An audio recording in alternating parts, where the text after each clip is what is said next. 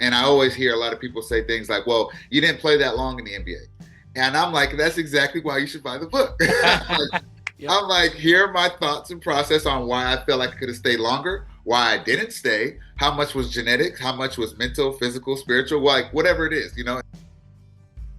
Hello, Hoops fans. Danny Hauger here, and today my guest, returning after 15 years since our last conversation. He's going to talk about his adventures in professional basketball, entrepreneurship, and now an author. It's Josh Akognon. Josh, thanks so much for hopping on today. I love it, man. Appreciate you having me. Yeah, this interview, we're going to go over your new book, My Misses Made Me, and talk about your success in college and professional basketball. Congrats on the recent books, man. I haven't seen you since the night after a Cal State Fullerton game, walking across a dark campus, and now you've got all these stories and all these wonderful success tips for anybody who loves hoops, anybody who's trying to make a career in professional basketball, or just wants some life advice, some insights on the process. When did you decide you were going to write this book? So I want to say about a year ago, I had always been training my kids, and people would always ask me, can you train my kids? And my answer was always the same, like, no, I just train my own. Eventually I said, okay. And I let a couple people in on my workout sessions. And from there, my mom was just like, you have a lot of information that you can give to a lot of kids, and you can maybe change somebody's path. And so, I sat back, I thought about it again for a week or so. And then I said, okay, I'm going to make a company out of it. I'm going to start training kids. That's been about a year. And there have been hundreds of kids that have come through my company training program, and they all kind of ask the same situation, same questions, like, what happens if I do this? What happens if I feel nervous? If it goes on and on. So I just made a decision. I was like, maybe a book might be a better way to kind of just answer everything, kind of go over the whole landscape. And even if you didn't really ask that question, maybe it was something that can help you later on. So that's kind of the backstory as to why I actually did the book. Well, you did a fantastic job because it's concise, man. I mean, people can go on and on about every day they spend in the process. You've got actual bullet points at the ends of each chapter, like, hey, here are the highlights, and the stories that you tell are cut and dry. And I read DeMar DeRozan's book pretty recently, and that dude has amazing insights, and his life is fascinating, but it doesn't really give you any insights into what the process was or what his pathway was like this book does. I haven't seen another resource like it. You got to check it out on Amazon if you're interested. You know somebody who is. This is a must-have gift. Again, My Misses Made Me, Josh Akognon here talking about it with me. In the first chapter, and then again at the end, we talk about time. You're talking about the investment in your body, in your mind, in tutoring if you need it. How did you go about making a schedule? And then how did that process change as your professional level grew? So my dad is very, very highly educated, as long with my mom. My dad, I want to say, has over like four degrees. So academics has always been like a big part of our household. Now, that doesn't mean that I liked it, So just having that baseline and that foundation from him made it seem like I had to do just enough to be on the court. And from there, I always felt like, okay, if this is what I have to do to play basketball, I'm going to take it more serious than I would if I didn't have a plan leaving high school. So that whole foundation really brought me into, dealing stuff with my high school coach and SAT and tutors. And one of my tutors, Jonathan Matthews, who actually passed away, he actually really helped me with a lot of my math tutors or my math stuff in high school that actually got me prepared for certain tests to actually even get on the court. Right. So all of that kind of in a roundabout way that my dad and my mom had that foundation for me that was like, school is very important, even though you don't like it, but you have to do something along those lines to make sure that you can take care of your future on the basketball court. Yeah, what I like about your and my story is that we both went to multiple colleges and then traveled a lot and worked in different areas. So before Fullerton, I was at Dominican University in San Rafael, and Melba Beals was my chair. She was one of the Little Rock Nine that integrated Central High in 1957. And she taught me, like, you always need to know what's happening in the world so you can converse with anyone you meet in an elevator or any situation. And she's like, your education is the key to unlock anywhere you go. And that sat in my head for a while, but I'm like, okay, I'm a radio, TV, film major. I don't know how far that's going to be taking me. And then later in life, I ended up becoming a high school teacher, middle school teacher for 8 years. But then basketball brought me into 2K, and broadcasting brought me back to basketball. So it's cool to, you mentioned like entrepreneurship in so many different areas. Having an awareness of like where an opportunity is, and then ultimately going to where your strengths are and pulling you through. It's a great book, man. People got to check this out for sure. Thank you, man. Thank you. But I was just kind of trying to hit the main points of the stuff I felt like could go on because one of the guys in the book, Angelo Sagarakis, he was actually the guy that I kind of sent the book to at first. And Yeah. he just kept telling me, "Yeah, you forget this part, you forgot this part, this part." Sure. And I'm like, I get it. I'm like, but I have a good understanding that people don't want to hear about you for too long now. Like everybody has their own life. So I wanted to kind of hit the parts really well that I felt could kind of hit a broad landscape of people Yeah. and their journeys of basketball. Because at the end of the day, we're kind of all on the same journey as far as picking the right situation, the right school, the right position.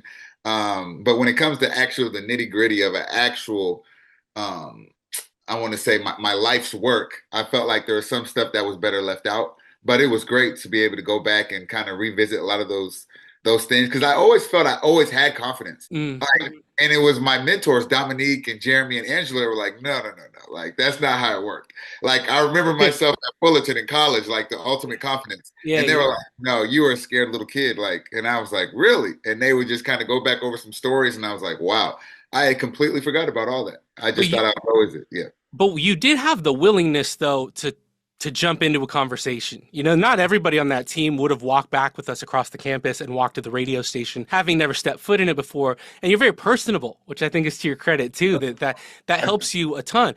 But something that you've kind of talked about too, and later I went and broadcasted at Stanford. And I noticed a huge difference between the Fullerton baseball players, Stanford baseball players, and their approach.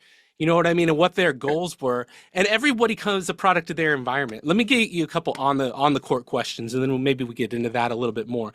So Okay. I remember watching you courtside, calling your games. Before Steph Curry was a household name, you're pulling up feet behind the 3-point line, man. Any given shot clock, it didn't matter, dude. If you had a clear vision, you were popping.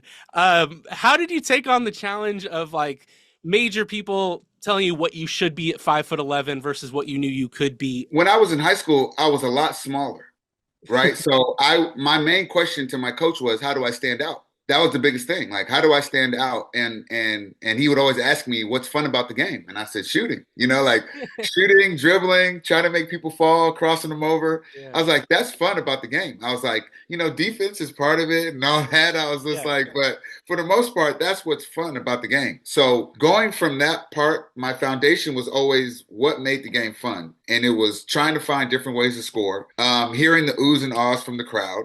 yeah. And generally that led from or stemmed from the dribbling and the shooting. And before I'd always just say, hey, I can take this 3-point shot, but a couple feet back, the crowd gets a little bit more into it. Yeah, nobody sees it I coming feel either. better when, Yeah. I feel better when it goes in. So that is kind of a long answer is to say like it just started off fun for me. What actually made basketball fun and shooting and dribbling was it. And so I just kind of just continued to hone and sharp that throughout my career. Dude, it's really funny. I was reflecting this morning that if you had been a more fundamental, a more basic playmaker point guard, I might not have gone into broadcasting because I might have just slipped into something else. But the highlights you brought, man. And then when I went to Angels baseball, that's a baseball station. We would play the clips of me getting overly hyped for your plays years later. Like if I did something embarrassing, like Danny, play one of the clips. Like I'm going for three, yes! And like the college broadcaster that can't control his excitement, you know. I love it. Yes, sir. I So that's love it. funny, man. And then you went on to Estonia, you went on to China, and I watched a video last night of you making your Mavericks debut. When you made that NBA debut, what are your memories from that period of time? I remember being exceptionally tired. I could not catch my breath. I and I went to the bench after and I coughed. Like I could not stop coughing until I got into the locker room. And Dirk and Sean Marion, they had to give me water. Like I don't know what it was. Like it was something in my heart. I don't know. Like Yeah. obviously when I was playing, I was fine. But the minute I sat down, I could not stop coughing. So that was one of the first things I remember about that time. The other thing I remember just coming in and Vince, when you see Vince talking to me, he basically just told me, do what you do. And he said, don't worry about anything else. We know why you're here. And he was just saying, like, let it fly. And I just kind of looked at him and I said, yep, I got it. And this is one of the all-time greats that has seen me in camp. They have seen me shoot the ball well throughout the whole time. When I got back from China, they signed me. When I came into the hotel and everybody saw me in the film room, everybody got up and gave me hugs. And like it was just like a team camaraderie, and that actually helped me leading into that game. But that was probably say the biggest thing I remember was me coughing, Vince giving me that boost of encouragement, and then obviously the shot going in. The first shot I took, I usually when you take a shot, you're kind of looking at it like, I don't know. But when I let that one go, I didn't have too much anxiety. I didn't have too much energy. It just felt right on. And it went in and I was kind of like, wow, like, yeah, that was pretty easy. I'd love because I could see you carry that confidence everywhere you played. I watched some highlights you scoring 44 in China and the fans erupting. I'm like, yep, that's what I remember. That's what I remember seeing. What was it a whole different world there? I mean, even the PA announcer shouting out when you make a basket, Josh, which is not something you'd hear in America. They wouldn't call your Right, first name. Like, right. just, I mean, what do you reflect back on sitting here now about the time that you spent in China and the time that you were there? Yeah, it's funny is I actually have another book out called Overseas and Out of Pocket, and Yep. that actually goes through the off the court issues that I had Yeah. and getting like acclimated to the culture and the things that they did that were so different there. But other than on the court, you could throw me anywhere in the world and it's the same. I'm going to go out there. I'm going to Yeah. try to score 40 on you. Yeah. If you score on me, I'm going to try to score on you. And obviously, at the end of the day, I'm going to try to win. So there was no real distinct differences between China basketball, America, Europe. For me personally, when people sign me, they sign me for how I play. Hmm. So there really is no pressure on me to now move the ball to be a full court defender. Like everybody hires Josh, go in there, try to score as many points as possible. Right. Right. So other than the actual stuff off the court, on the court was pretty smooth and I loved it. Yeah, and people should check out that book as well. We're going to put that up on the screen so people can see that. Awesome. And uh, I always wondered because you were my reference point of somebody who was working towards their dream in basketball, and then I would see a summer league recap. I'm like, this guy's going to make it again. And then another year goes by, and it's a different plan, it's a different route, it's a different strategy. And I always wondered if you had to balance the income and building a family because you and I got married around the same time, had kids around the same time. Was that really something that happened, or is that something that we just imagine? Huge, huge. I remember we were playing Portland, and this is when they had Damian Lillard and LaMarcus Aldridge. So the game, we're killing them. We're up by 20, 25 points. And me, Jay Crowder, are kind of sitting on the bench. So about a minute or 2 minutes later, LaMarcus and Damian go on a tear. And I think they go maybe 13-0 run or something like that. And Jay Crowder looks at me and sits back and goes, put your stuff back on. Uh, And I'm looking like, what do you mean? I'm like, we're still up by 13, 14. He's like, we're not going back in the game. And so right then and there, my infatuation with the league had sunk. I remember being in the locker room because we won, and Dirk was like jumping all over the place, like happy, and I could not smile. I was livid. I was just like, you can't trust me enough to put me in the game, and we're up 14 points. Like, and this is what I've worked my whole life for. So from that point, I made a decision that the NBA was not all it was cracked up to be. mhm. And if I was chasing the NBA through the D League and all these different situations, and I came out at the end of my career and I wasn't financially stable, I really probably couldn't forgive myself. So at that point, I made a decision. Yeah, China was paying way too much money. I was the man, quote unquote. sure. I could do what I wanted, and it was just like the two worlds were just not enough for me to actually come out and sacrifice that for that. But I would say that was the tipping point in the game in Portland where I was just like, I'm going to prioritize myself and my family and my future. Now, looking back at it, chasing the NBA does give you more money overseas. It really does. Because if you have that NBA name behind you, they just pay more overseas. Nice. But the fact I had kind of the best of both worlds where I was kind of playing well in China. I was doing enough in the NBA where they're like, okay, he's getting contracts, like he's going to summer Yeah, league, he's doing this, right? yeah. So that was kind of I would say in a nutshell what I was really looking, and I was very cognizant of both. Yeah. No, it's you talk in the book about opportunity. It's not like the G League is now where you got a 50% shot at a cup of coffee at some point. That's right. The D League was not watched by a lot of people, as many people as it is now. And I think about too when I'm working at the Stockton Arena around the time just before that time, watching Keon Ellis go through a few seasons. and you're just like, the guy's got the game. When's he going to get the shot? And then you watch somebody get their 10-day converted, and you still don't know if you're going to see him on the court. Right. It's Right. and now to see his rise, and we had him on 2K TV a few weeks ago talking to him, and I'm like, dude, I'm so happy for you. Like we've never met, but I'm so stoked. He's like, yeah, cool, dude. Right, right. I get it. That's I know too. I am him. You know what I Yeah. mean? Yeah. Right. But I think it's awesome. And in your book, you talk about the theme that sometimes you need to take the harder road and invest in yourself to grow. What does that mean When to I you? was really pointing to in that book was I had just finished summer league with the Mavs, and well, I want to say that it was I had finished summer league with the Mavs, and I did really well, led them in scoring. We had came back out, stuff you can read in the book about me actually being picked up by Memphis, and then having a really good camp in Memphis. And the coach at that time, Dave Yorger, told me, "You were a great shooter, one of the best shooters and scorers in camp, and you're going to make a lot of money shooting that ball." That's an end quote. And so when I left, I had felt so discouraged. Like, if this was what it was, why am I leaving? Why am I having to go somewhere? And he was just like, "Yeah, it is what it is. It's the business."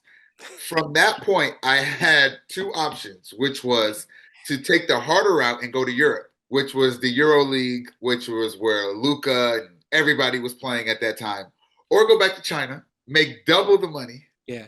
no defense, none of that stuff. And I was actually taking the place of Tracy McGrady. So Tracy McGrady had just left the team. I think they had won one game. They were like 1-25, and Tracy was like, "I've had enough." And he and me being so dumb, I'm just like, "I'll take it." like no idea about my perception about being a winner. Just like, "Hey, here's some money. I'll take it." So that really went down from I really should have went the harder road, and I should have went to Europe, where every practice is tough, where the fans are on you, thousands of fans lighting pennies, throwing them on fire. Like a whole bunch of crazy stuff that happens in Europe, and the passion. So when I was pointing to that in that book, that's really what I meant. Like I should have just took the harder route, the harder road, and I should have went to Europe, and that could have probably changed a lot. Oh, when you're at those forks in the road, which way is the right way? Or it would be all be easy and probably Yeah, kind of boring too. When we were right, at, right. I had done voiceovers for NBA 2K21 in the high school mode doing commentary. And I'm like, that's awesome. I'd love to do that. And I'd write these emails every month, not to be overly persistent and annoy anybody, but if some full time comes, let me know. Something full time comes, let me know. And it did. If teaching never needs to be the fallback, I've got the credentials, I got the master's degree, right? So your book kind of reminded me of that too. You close with thoughts on fulfillment, with thoughts on faith. Where do you find your fulfillment now? Like, how do you go about deciding what to do, what decisions to make? Because we're still relatively young. We got a lot of days, a lot of years. What's that mean to you now? Again, going back to piggyback what I said before, I just think, what do I enjoy doing? I put my 10,000 hours in basketball, right? And it does come easy to me in a way of seeing a kid do something wrong and being like, "Hey, you should do this." Like, I know it seems super simple, but just do this. Just trust me. But that for me, I felt like is like, what can I do that I really enjoy?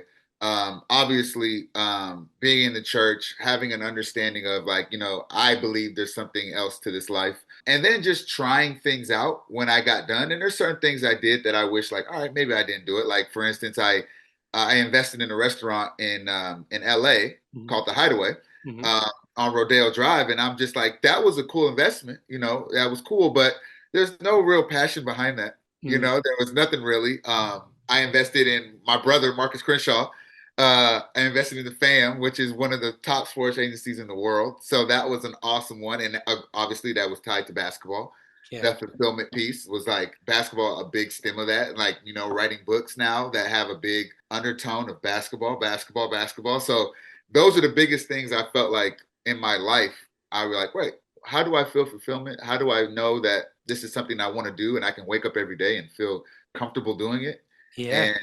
And basketball just continued to stem from that. And now it just comes down to how many more different avenues can I create while keeping my creativity and my flair for the new, keep that alive and well. And so it just came from the book. It came from training kids. It came from building a gym out in Topeka, my wife's hometown. And it just continue to create and build and grow. And, why not? So Yeah, dude, you're flourishing. The book is called My Missus Made Me, a Playbook for Turning Failure into Success from Small Town to the NBA. New awesome. album, Tiny Disasters. I paid an album artist. I have other artists come in to sing, do vocals. You can always do that as a hobby. You can always chase those passions that make you happy because that's the things you want to do in your life. The things that you want. You don't have to table them, even if it's not your full-time career, right? So Right. That's that is awesome. awesome. Is there anything you want to leave for people now as we close out this chat? And hopefully it's not 2040 before we talk again, Yeah, 15 years yeah, from of now. course. The main reason I wrote the book and is just to basically tell everybody my thoughts on my mistakes I've made from high school all the way up through when I retired. And if one thing in that book can help you on your journey, I'm truly grateful, and I think it was a success. So if you think you know everything that could go on, and I always hear a lot of people say things like, "Well, you didn't play that long in the NBA," and I'm like, "That's exactly why you should buy the book." Yep. I'm like, here are my thoughts and process on why I felt like I could have stayed longer, why I didn't stay, how much was genetics, how much was mental, physical, spiritual, like whatever it is, And I just feel like this book will give people the insight that I think could really truly help them.